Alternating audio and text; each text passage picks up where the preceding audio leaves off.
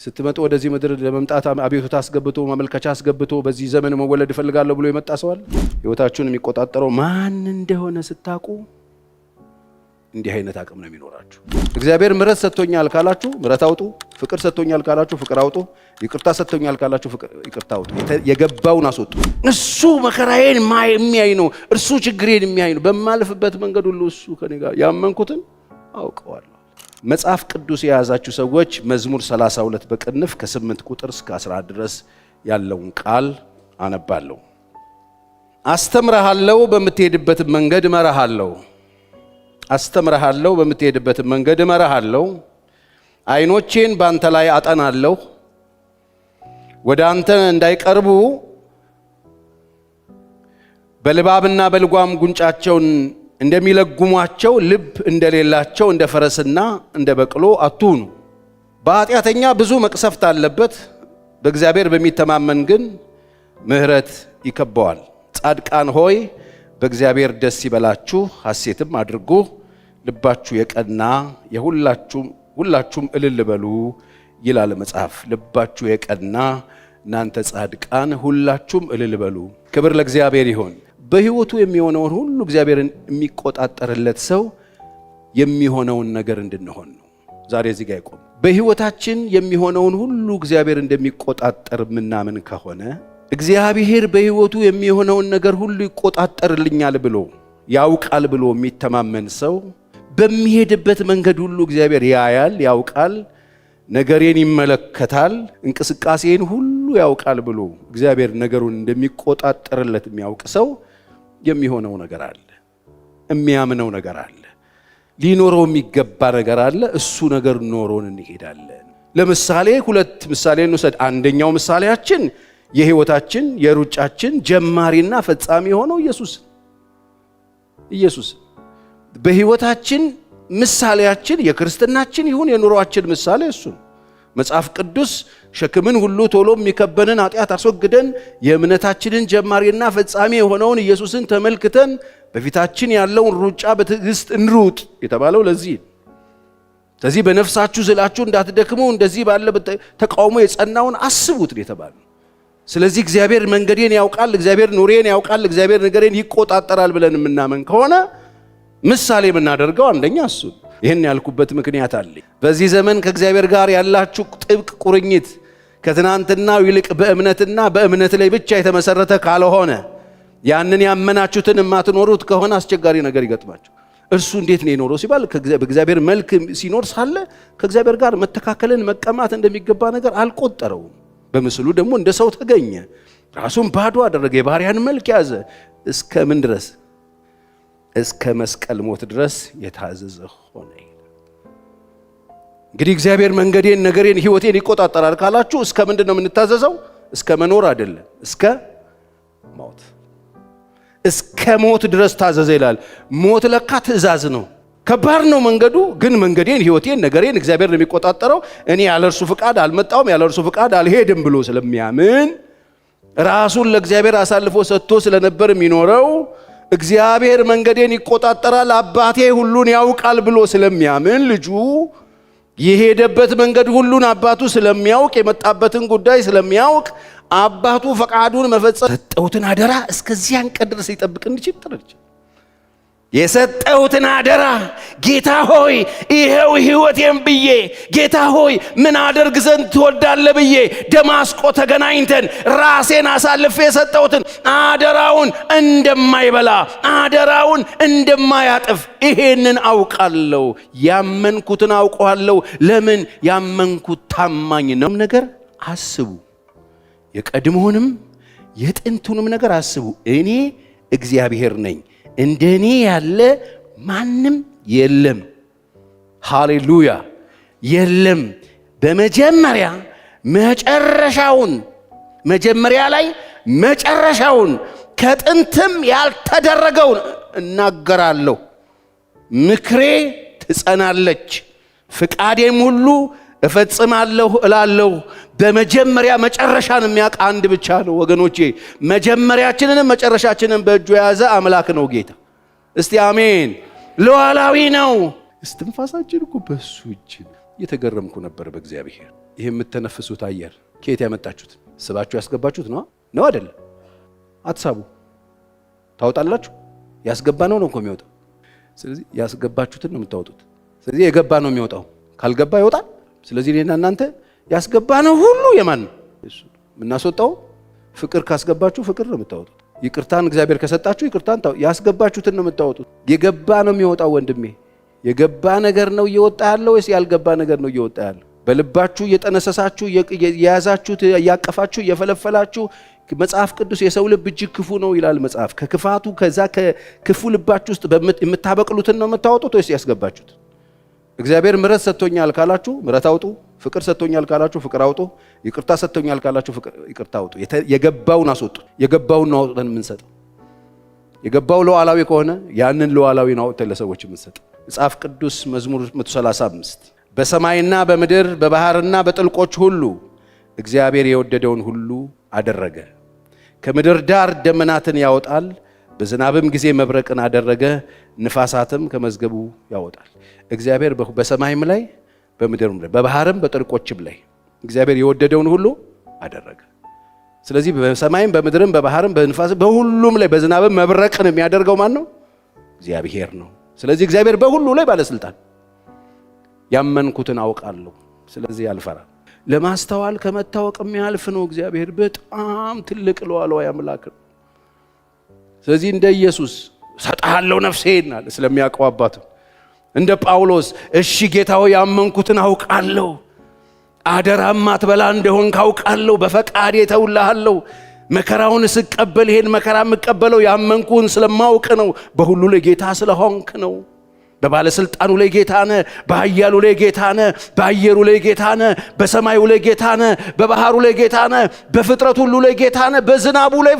ይሄ ነው እግዚአብሔር። በጣም ትልቅ ነው እግዚአብሔር። ሕይወታችሁን የሚቆጣጠረው ማን እንደሆነ ስታውቁ አረማመዳችሁ ይስተካከላል። የሰውን አረማመዱን አይቼ አናኗር ዘይቤውን አይቼ ምን እንደሚያምን ማወቅ እችላለሁ። በምን እንደሚተማመን ማወቅ እችላለሁ። ስለዚህ ያመናችሁትን ቼክ አድርጉ። ሉዓላዊነቱ ገደብ የለውም። ባህር ላይ ሉዓላዊ ነው። ሰማይ ላይ ሉዓላዊ ነው። ምድር ላይ ሉዓላዊ ነው። በሚንቀሳቀሱ ፍጥረታት ሁሉ ላይ ሉዓላዊ፣ በነገስታት ላይ ሉዓላዊ ነው። ዝና ያለው እኮ ንጉስ ነው። በጣም እኮ የተከበረ ንጉስ ነው። ኃያል የሆነ ንጉስ ነው።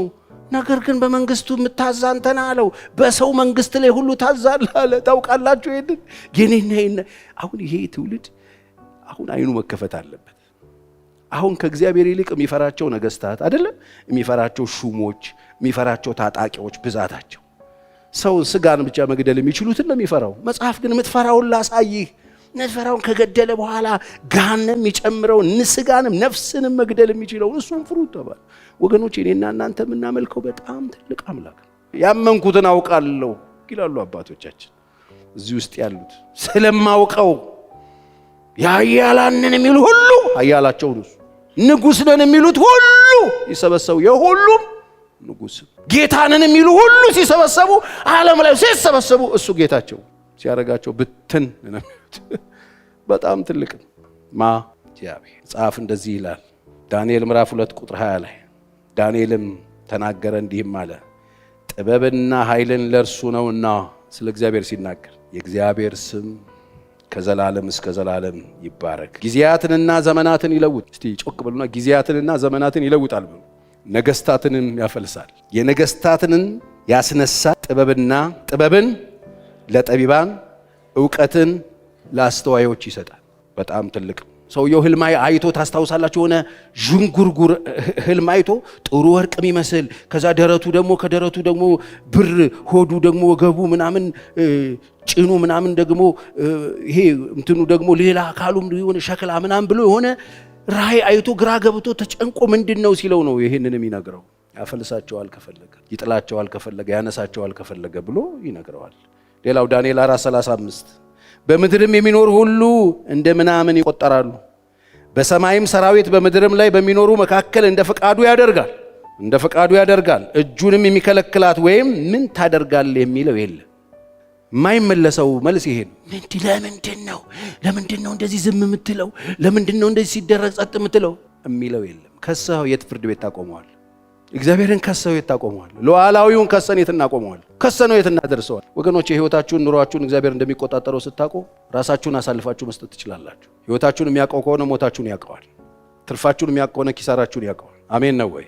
የዘመናችሁ ቁጥር በእጁ ነው። እግዚአብሔር ሁሉን ያውቅ። እስቲ በደንብ አሜን ጮክ በሉና እግዚአብሔር ሁሉን ያውቃል በሉ እስቲ።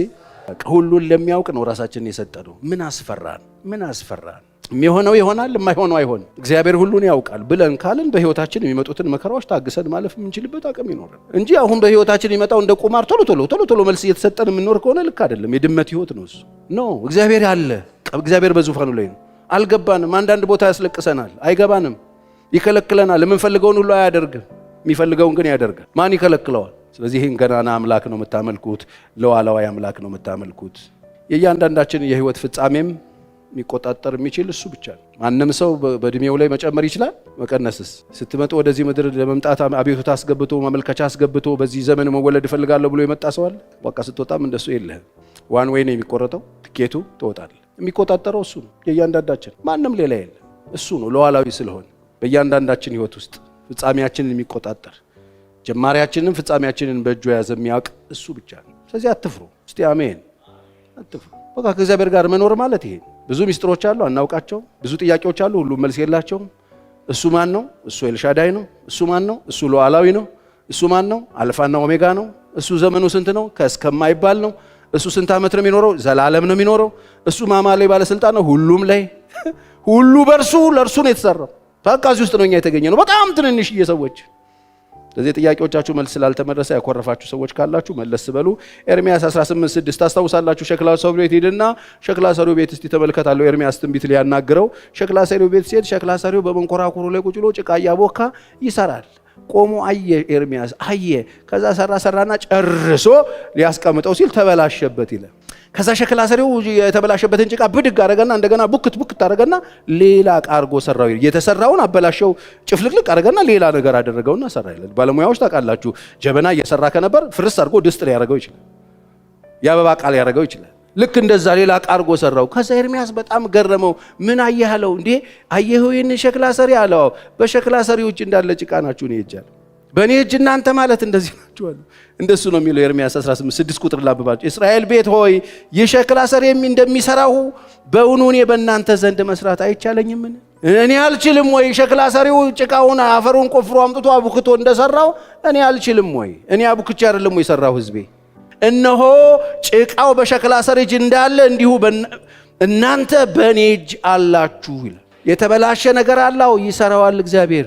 በቃ የኔ ነገር በቃ ምናምን ማን ያለ ያለህበት እጅ እኮ በቃ የፈለገውን ኤልሻዳይ ነው መስራት የሚችል ነው። አበቃ የተባለን ነገር መቀጠል የሚችል ነው። ሞት የተባለን ነገር ማስነሳት የሚችል ነው። እንደዚህ ናችሁ፣ በእግዚአብሔር እጅ እንዳለ ጭቃ ናችሁ። ሉዓላዊ ነው ስንል እንደዚህ ነው። ይህንን ማወቅ አለባችሁ። ሰው ጎሎት የነበረውን ክብር እግዚአብሔር ሰጥቶታል። ሌላ እግዚአብሔር በጣም የተወሳሰበ ችግር አይታየውም። ስሙኝ፣ እኔ ያመንኩትን አውቃለሁ። መከራ አለ፣ ስደት፣ ረሃብ፣ ራቁትነት፣ ችግር ቢመጣው ሰይፍ፣ መልአክ ማንም አይለየኝም አለ።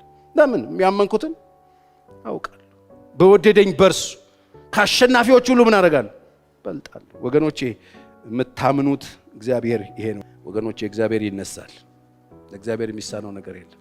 ፍትህ ሲጠፋ፣ ፍርድ ሲዛባ፣ ጭቆና ሲበዛ፣ መከራ ሲበዛ እግዚአብሔር ያያል። እግዚአብሔር የማያየው ነገር እየኖራችሁ ይመስላችሁ ሰዎች፣ እግዚአብሔር ሁሉ እስትንፋሳችንን በእጁ የያዘ አምላክ ሁሉን ነገር ይቆጣጠራል። ክብር ለኢየሱስ ይሁን። እግዚአብሔር የማያየው ነገር አንድም ነገር የለም። መዝሙር 71 1-6 አቤቱ አንተ ታመንኩ ለዘላለም አልፈር ይላል። አቤቱ በአንተ ታመንኩ፣ በጽድቅህ አስጥለኝ ታደገኝም። ጆሮህን ወደ እኔ አዘንብል አድነኝም።